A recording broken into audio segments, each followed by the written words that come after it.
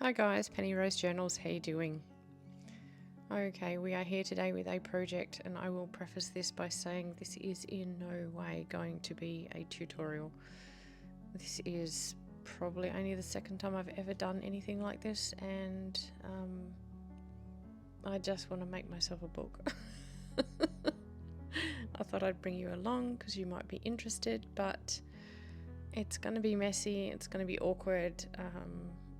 I can't say you're going to learn anything, but you will see what I go through doing it, and you will see the finished project. So yeah, I haven't even done a prototype. I did do some of this. This is like corset binding. I have done it before, but a really long time ago with a couple of very small books. This is an encyclopedia cover, and I am filling it full of brown paper pages. What I am using to make the pages is the side panels of paper bags.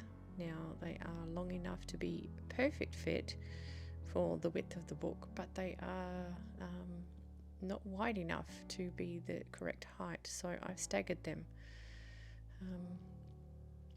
You'll see them here. There's just one page at the top, one page at the bottom, and I've clamped them so that they can't move.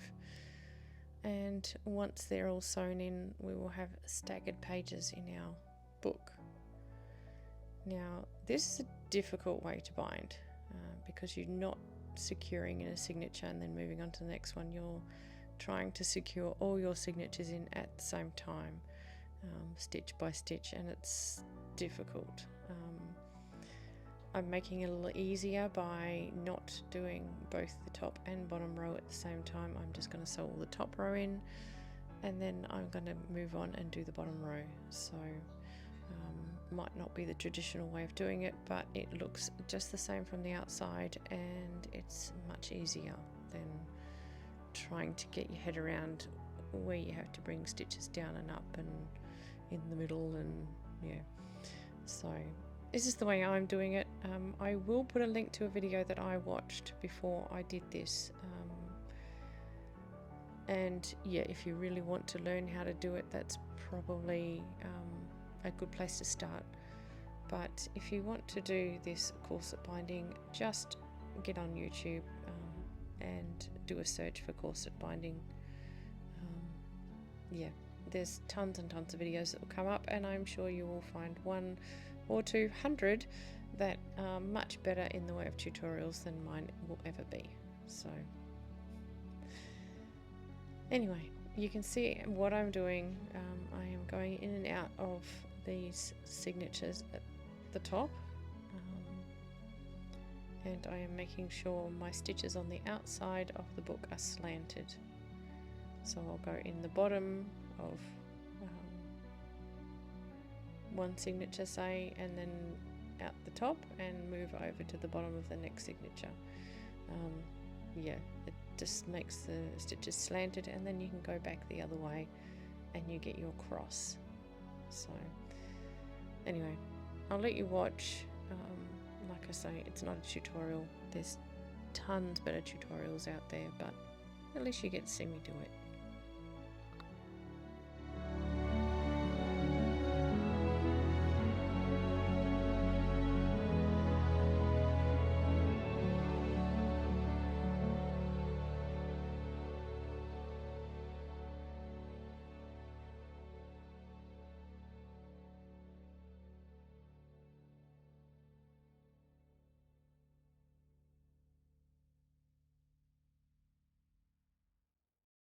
Now, I'll also say here, I have way too much thread here. I have enough thread here to do the top and the bottom of this book. I'm only doing the top stitches at the moment. I could have just used half of this thread. Because I didn't really watch too many tutorials and I just sort of jumped in and went with it, I didn't really work out what I was doing before I started. You know how sometimes you just want to do it. So yeah, luckily I don't get myself in any trouble with all this thread, but yeah, it's a bit awkward to be dragging this much thread through all the holes, so I suggest you use a shorter piece of thread if you're going to do this, you know, this way. Maybe use the 2 pieces of thread, because I'm going to cut it before I start the bottom row of stitching anyway, so yeah, there's that.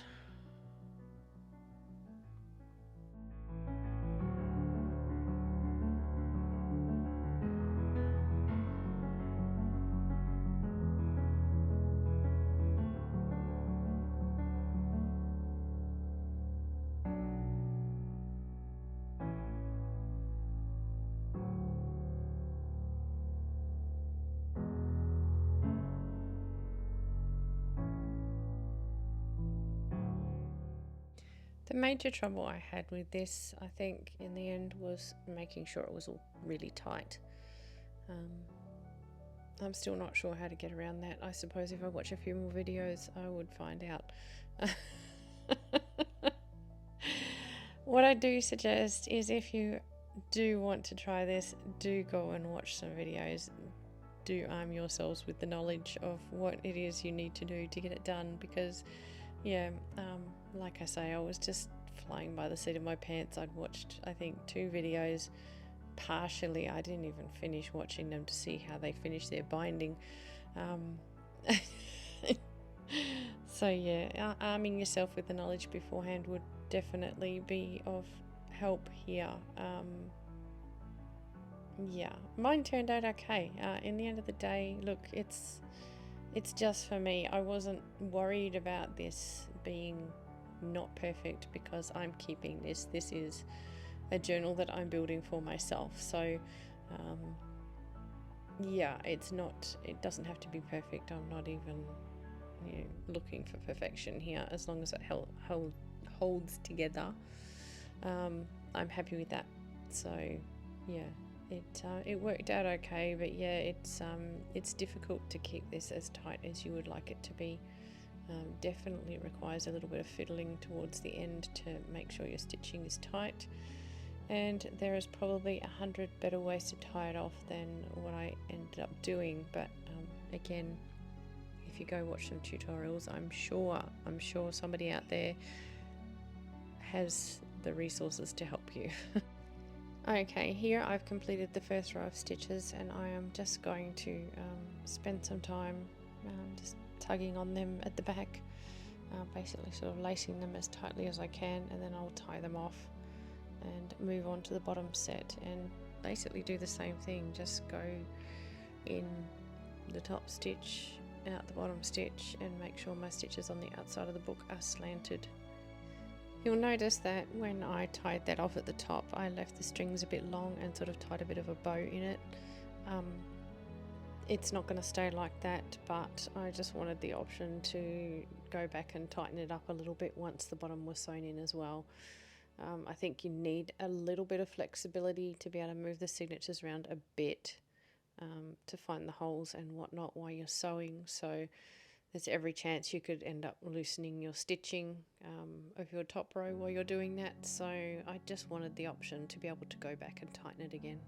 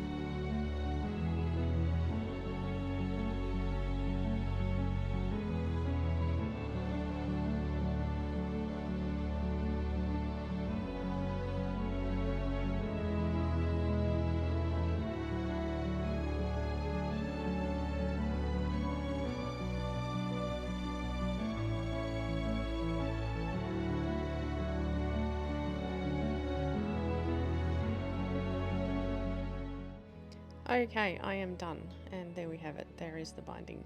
So yeah,